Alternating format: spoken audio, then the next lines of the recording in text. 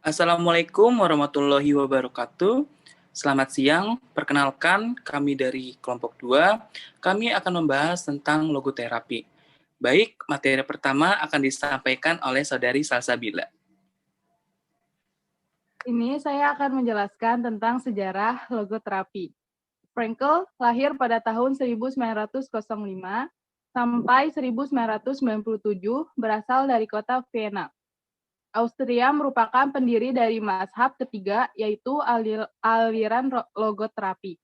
Dari tahun 1942 sampai dengan 1945, Frankl menjadi tawanan di kamp konsentrasi Holocaust di mana keluarganya meninggal dunia. Frankl berusaha meringankan penderitaan sesama tahanan dengan membantu menunjukkan hikmah dan arti hidup. Pengalaman mengerikan tersebut tidak pernah hilang dari ingatan Frankl, tetapi ingatan tersebut tidak memudarkan rasa kegairahannya untuk hidup. Frankl banyak belajar tentang makna hidup dan lebih spesifik lagi makna penderitaan. Lalu dilanjut oleh Taras. Teori dasar logoterapi sebenarnya adalah sebuah teknik psikoterapi untuk menyembuhkan, mengurangi, meringankan suatu kondisi melalui penemuan makna hidup. Karena makna hidup adalah hal-hal yang dianggap sangat penting, berharga, serta memberikan nilai khusus bagi seseorang.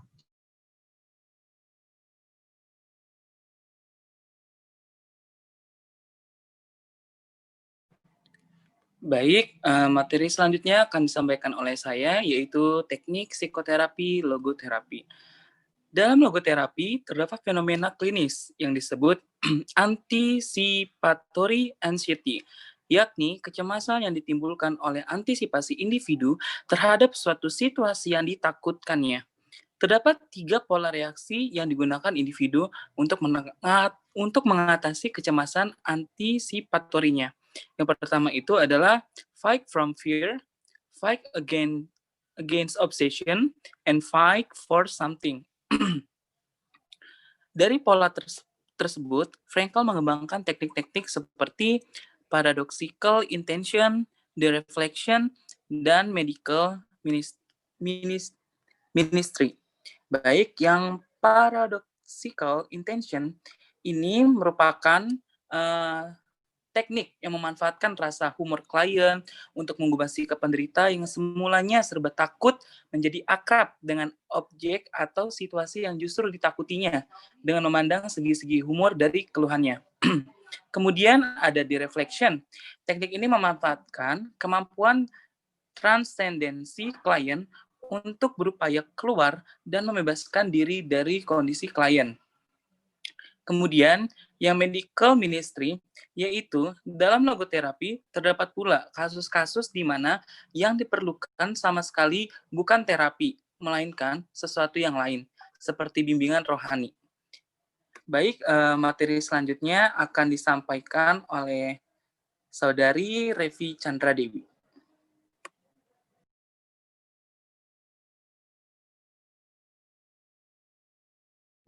Baik, di sini terdapat contoh kasus pada logoterapi, di mana kasus pada 2 siswa SMK SMJ menunjukkan rendahnya penyesuaian diri yang menunjukkan perilaku yang kurang sesuai dengan tanggung jawab dan perannya sebagai remaja dan siswa.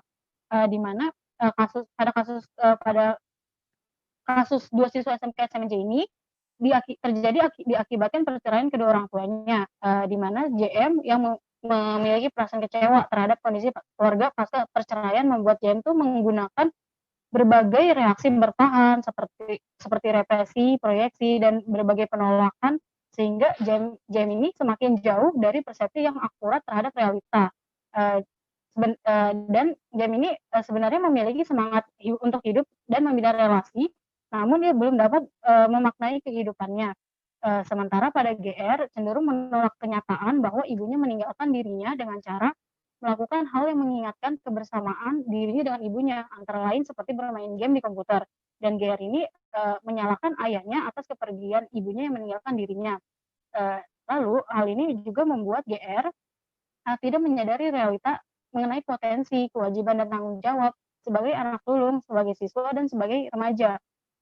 Sehingga setelah konseling logoterapi ini dilakukan, diketahui bahwa JM memiliki semangat hidup tetapi masih belum dapat memaknai kehidupannya dan belum mempunyai kemampuan untuk mengatasi stres dan kecemasannya. Sedangkan kalau GR mencoba lebih terbuka kepada ayahnya dan merubah pikiran negatif terhadap ayahnya. Hal ini karena JM dan GR tidak melihat potensi diri untuk dikembangkan menjadi kelebihan dan hanya terfokus pada kelemahan dan menghambat penyesuaian diri. Materi selanjutnya akan dilanjutkan oleh Nafa Raihan. Ya, selanjutnya adalah kelebihan dan kekurangan logoterapi. Mohon maaf sebelumnya saya tidak bisa on cam dikarenakan jaringannya putus-putus sehingga saya tidak menyalakan kameranya. Nah, di sini ada kelebihan dari logoterapi. Di sini logoterapi ini mengajarkan bahwa setiap kehidupan memberikan makna dan tujuan yang harus diupayakan untuk ditemukan dan dipenuhi. Di sini maksudnya seperti ini. Logoterapi ini kan ada free will, berarti klien itu memiliki kebebasan untuk memilih. Jadi tuh di sini terapis hanya membimbing dan akhirnya klien itu yang memilih keputusan akhirnya mau A atau B karena ini ada free will, ada kebebasan untuk memilih dari klien tersebut. Nah, di sini juga ada kekurangannya. Kekurangan dari logoterapi itu sulit untuk diuji validitas dan reliabilitas dengan ilmu empiris, karena sulit untuk mengukur persepsi abstrak seperti isolasi eksistensial, kehendakan tentang eksistensi, dan ketakutan atas kematian. Nah, di sini kan karena logoterapi itu tidak terlalu terpacu terhadap teori, sehingga validitas dan uji reliabilitasnya itu tidak bisa diukur. Yang dari saya.